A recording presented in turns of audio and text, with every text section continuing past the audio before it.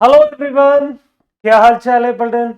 मैं आपका होस्ट, आपका दोस्त, आपका फिजिक्स मेंटर प्रिंस त्यागी स्वागत करता हूं आपके खुद के चैनल पे फिजिक्स विद प्रिंस पर। और आज के दिन हम पढ़ेंगे स्टडी बेस्ड क्वेश्चन, मतलब केस स्टडी बेस्ड क्वेश्चन। और आप सभी को पता है कि हम लोगों ने 3 केस स्टडी बेस्ड क्वेश्चंस कर चुके हैं।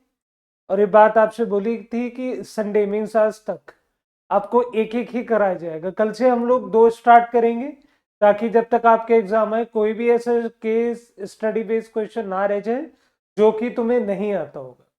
तो without wasting further more time, do you know everything about me? या you know my name, you know my occupation, you know my channel, just subscribe it, share it and like it. तो चलिए शुरुआत करते हैं। ये बार बार दिखाने की need नहीं है, क्योंकि सीरीज आपको याद होनी चाहिए। ओके, जय हो नीम करोली वाले बाबा, मेरी इंस्पिरेशन है, आप भी बनाइए। तो 3 कर चुके हैं, आज है केस स्टडी 4। और बेटा मैं एक बात बताऊं, जब कभी केस स्टडी बेस्ड क्वेश्चन आते हैं तो सबसे पहली बात आप लोगों को केवल एक काम करना होता है कि जो पैराग्राफ गिवन है यहाँ पे ऊपर लाइन पढ़ लू, read the text carefully and answer the questions. तो आप प्लीज केयरफुली पढ़ें और फिर बात करते हैं। आप सभी ने अपने जीवन में एक बात सुनी होगी, लेजर। तो लेजर सर बचपन में रेड वाली लेके घूमते थे। चलो ठीक है, अभी बात करते हैं उसके मुद्दे पे भी। लेजर है क्या, इसका मतलब क्या है, सब चीजों को देखो।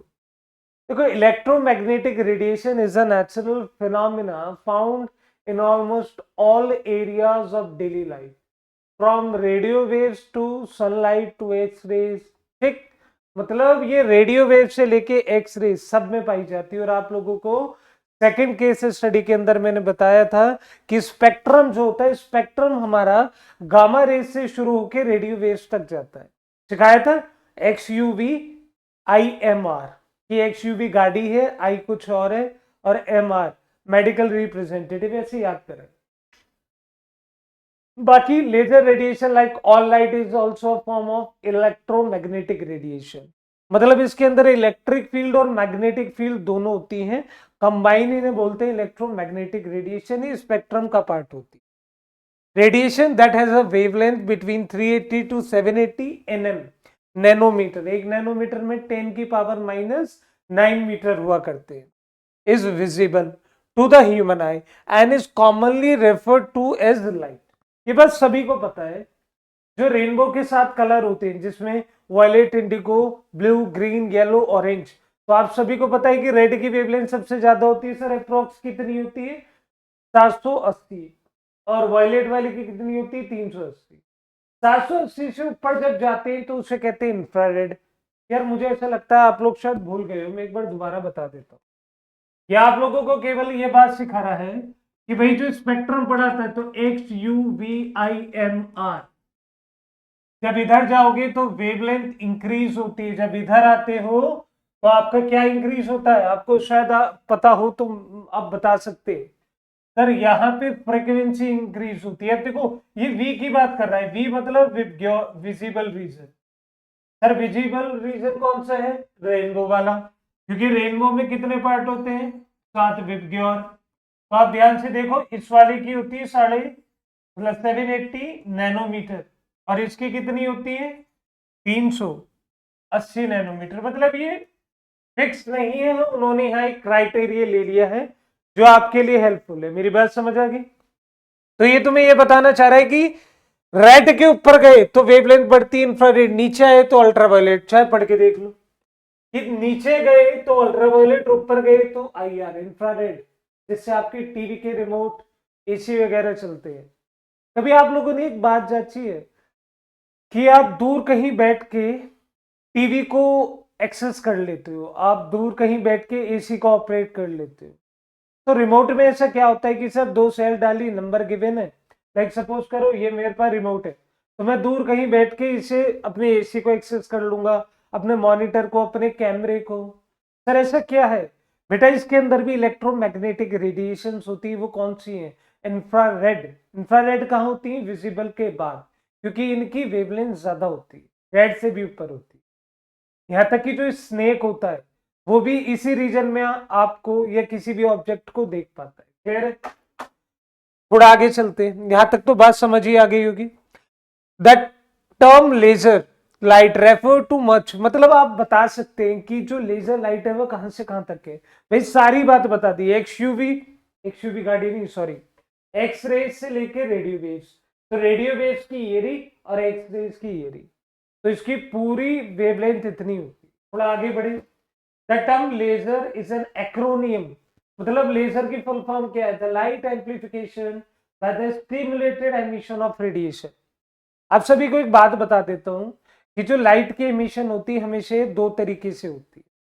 इसके दो तरीके कौन से हैं, किस तरीके से बनता है, सबके बारे में बात कर। मैं काम करता हूं, मैं पहले अपना नोट खोल लेता हूं, नोट में आपको बहुत ही अच्छे ढंग से चीजों को एक्सप्लेन कर देता हूं। टिल देन आप लोग इस पे नजर डालें। देखो भाई, यहाँ पे दो चीजें आती है, आप सभी को पता है कि जो इलेक्ट्रॉन होता है, अब सभी को एक बात पता है ना कि बीच में प्रोटॉन और न्यूट्रॉन होते हैं जिसे न्यूक्लियस कहते हैं, और न्यूक्लियस के बाहर ऑर्बिट होते हैं N1 N2 N3।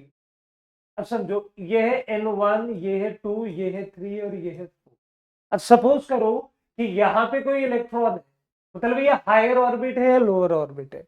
अगर किसी भी लोअर ऑर्बिट से हायर ऑर्बिट में इलेक्ट्रॉन जाता है तो मुझे सबको बताने की नीड नहीं है कि मेरे भाई ये हमेशा एनर्जी को गेन करता है। क्या करता है? एनर्जी को गेन करता है। मेरी बात समझ आ गई है नहीं? ये हमेशा एनर्जी को क्या करता जाएगा? गेन करता जाएगा। अब सपोज करो कि अगर आप लोगों से मैं कहता हूं कि यार इसे हायर ऑर्बिट से लोअर ऑर्बिट आता है, तो आप सभी मुझे बता सकते हैं कि सर ऐसे केस में ये हमेशा क्या करेगा? ये एनर्जी को रिलीज करता है। मेरी बात समझ आई? लेकिन यहां पे दो चीजें अलग होती, क्या वो समझ लो। देखो यहां पे एक लाइन लिखी है कि आइंस्टाइन ने बताया था कि स्टिमुलेटेड एमिशन क्या होता है, लेकिन उससे पहले मैं आपको बताना चाहता हूं कि जो एटम होता है उसमें जब इलेक्ट्रॉन चलता है, मतलब इलेक्ट्रॉन एक ऑर्बिट से दूसरे ऑर्बिट में जाता है, लिखा है ना, इलेक्ट्रॉन में move to higher energy level by absorbing a photon. Photon मतलब E equal to H mu. अरे भाई इसके पास भी तो कोई ना कोई एनर्जी होगी। When the electron come back to the lower, मतलब जब वो नीचे आ रहा है, it release the same photon, जैसा मैं अभी तुम्हें पीछे बता के आया हूं। When the electron come back to the lower, मतलब जब भी ये नीचे की तरफ आ रहा होगा तो हमेशा ये क्या करेगा? एक सेकेंड रुको, मशीन है ना तो रुक जाती है। जब ये नीचे की तरफ आ रहा होगा तो हमेशा अनदर फोटोन एब्सॉर्ब करेगा और रिलीज करेगा दो फोटोन जब ये नीचे की तरफ आए। कुल मिला के दो तरीके के एमिशन है, एक है स्पॉन्टेनियस, दूसरा है स्टिमुलेटेड। स्पॉन्टेनियस में क्या होता है कि हायर ऑर्बिट से लोअर में आए और जो फोटोन लिया था ऊपर चढ़ते वक्त जो छोड़ देंगे। और स्टिमुलेटेड में क्या होता है कि भैया वो एब्सॉर्ब, जब ऊपर की तरफ जा रहा होता है तो एक और एब्सॉर्ब कर लेता है।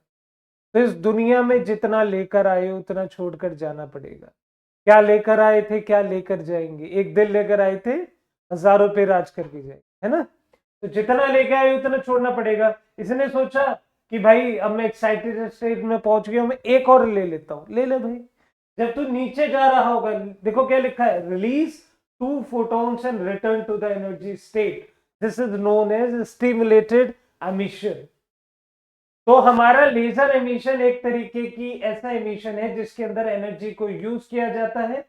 और लिथोट्रिप्सी, आप सभी को पता है कि आपकी किडनी में स्टोन हो जाए या किसी भी बॉडी के अंदर स्टोन हो, जनरली किडनी के स्टोन को लेजर की मदद से ही डिस्ट्रॉय किया जाता है। मेरी बात समझ आ गई? दूसरा, laser is also use for optical disc drive, printer, barcode reader E T C. मेरी बात समझ आ गई? अरे वो बारकोड रहता है ना ऐसे ऐसे ऐसे वाला, तो इसके नंबर लिखे रहते हैं 2 3 AN something. Optical disc drive क्या है? सीडी, डीवीडी, जो आपने कभी बचपन में यूज करी होगी, प्रिंटर को मुझे बताने की नीड नहीं। अच्छे से पढ़ो, यही चीज है जो तुम्हें आगे काम देगी। जितना अच्छे से पैराग्राफ को पढ़ोगे उतना अच्छे से आप चीजों को बेहतरीन ढंग से समझ पाओगे। मेरी बात सबको समझ आ रही होगी। आप बता दो what is the full form of laser. Sir laser वो है जिसमें स्टिमुलेटेड एमिशन होता है। अब तक रटते आए हैं भाई, स्टिमुलेटेड एमिशन का मतलब है कि जब लोअर ऑर्बिट से ऊपर जा रहे हैं तो एक भगवान की दुआ से आपको फोटोन मिला, मतलब आपको एनर्जी यूज करनी पड़ेगी। आपने सोचा मैं एक्साइटेड में पहुंच गया, आपने एक और एब्जॉर्ब कर लिया, तो नीचे आते वक्त जितना एब्जॉर्ब करा है सब छोड़ के जाना पड़ेगा। क्या है? लाइट एम्प्लीफाइड बाय स्टिमुलेटेड, या फिर आप कह सकते हैं the light amplification by stimulated emission of radiation. Amplified नहीं, एम्प्लीफिकेशन। क्लियर है? ऊपर वाले में क्या है? Light amplification by stimulation. Okay, okay, okay. I think everything is correct. ठीक है, बात समझ आ गई? Light amplification by stimulated emission of radiation. ना यकीन हो तो पढ़ लो, यहाँ कहीं अभी लिख, ये रहा ना, light amplification by stimulated emission of radiation. चलो सेकंड वाले के पीछे आते हैं। अब आपसे पूछ लिया कि भैया जो स्टिमुलेटेड है इसका मतलब क्या है, तो मैं जस्ट अभी बताया है कि स्टिमुलेटेड का मतलब होता है release of two photons by absorbing one photon when electron come back from higher to lower level. Clear है? चलिए, ना यकीन हो तो देखते रहो, मुझे कोई दिक्कत नहीं है। ये रहा, ये रहा, ये रहा, release two photon and return to the energy. ठीक, चलिए और आगे चलते हैं। अब सर इन्होंने इसकी रेंज पूछ ली। भाई रेंज तो तुम्हें अभी बताई थी मैंने। सर कौन कौन सी है? ये वाली भी और ये वाली भी, यहाँ डायरेक्ट दे रखा था 150 नैनोमीटर से लेके ये वाली, है ना, ये रेडियो वेव्स की, ये एक्सरेज की, है ना। ठीक, कब जितना अच्छे से पढ़ोगे उतनी जल्दी आंसर देना पसंद करोगे। इसके अलावा आपसे पूछो है laser is used in, sir ionisation का मतलब होता है जैसे सोडियम है, सोडियम से एक इलेक्ट्रॉन निकाल लिया तो कितना हो गया Na+। इसमें इस चीज का काम ही क्या है? उसमें तो आप कोई भी लाइट को, मोनोक्रोमेटिक लाइट को डालो तब हो जाएगा। ट्रांसमिटिंग सिग्नल में रेडियो वेव्स आते हैं। क्या है? Optical disc bright. डन, सब कुछ बता दिया। देखो कुछ इस तरीके से आपकी डिस्क दिखती है, आपको सबको पता है। ये डीवीडी या ये जितनी भी चीजें आप यूज करते थे गेम खेलने। थोड़ा आगे चले, लिथोट्रिप्सी क्या है? सर लिथोट्रिप्सी एक मेडिकल एप्लीकेशन है। मेडिकल एप्लीकेशन कैसे भाई? ये मेडिकल एप्लीकेशन है, ये स्टोन को डिस्ट्रॉय करता है, स्टोन को डिस्ट्रॉय करता है। जनरली स्टोन आपके कहाँ पाया जाता है? Kidney stone. सर कैसा दिखता है कुछ बताओ ना लोग। ऐसा कि अल्ट्रासाउंड शॉक वेव्स आपने दी लिथोट्रिप्सी के थ्रू, तो स्मॉल जो पीसीज है, छोटे छोटे छोटे छोटे छोटे छोटे छोटे छोटे, ये सारे पीस निकलते हैं और आपकी इससे यूरेथ्रा के थ्रू होते होते यूरिन से बाहर आ जाते। अब मेरी बात सबको समझ आ गई है नहीं? तो मेरे लाल, मैं सिर्फ इतना कहना चाहता हूं कि आज तक हमने एक बेस बनाया था इन 4 केस बेस स्टडी क्वेश्चंस को करके। कल से हम और लेवल बढ़ा के 2 केस स्टडी बेस्ड क्वेश्चन करेंगे। किसी को किसी टॉपिक में दिक्कत परेशानी हो तो प्लीज पूछ लेना, झिझकना बिल्कुल मत।